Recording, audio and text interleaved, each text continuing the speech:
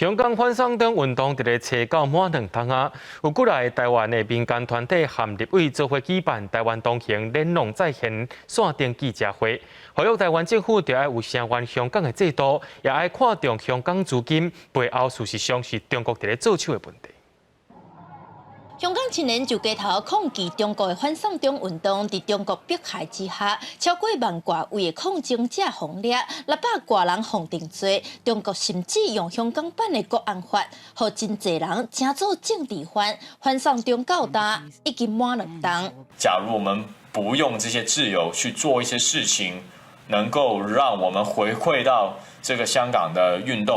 那我们的确会对 身在狱中的朋友有一些亏欠，所以我们肯定要用自己在海外的身位去做这些事情，让不同的国家、让国际社会都持续的看见香港人正在为光复香港的路努力。 流亡海外的香港民主运动的领袖，嘛透过线顶呼吁台湾甲国际社会要同齐抵抗中国。嘛有公民团体呼吁政府应该要正视红色港资的问题，强化审查的规范，明定港资适用挂资规定的前提要件。我们希望可以符合切结、登记、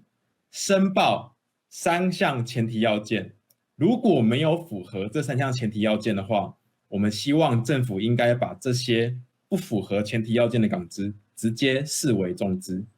港文件提醒，若有港资结合中资以挂资的身份来买就市就贵股票，就有机会摕到重要的国家产业经营权，应该要提防。另外，8月初1开始，香港入境条例就生效。台湾人权促进会嘛呼吁立法院应该要参考声援缅甸的抗争国旗文，针对香港受入境条例做表态。参与线顶讨论的立委是表示，会推动港澳条例修法。 也是马格尼茨基的法案，对违反人权做制裁。记者陈亚文、刘水采访报道。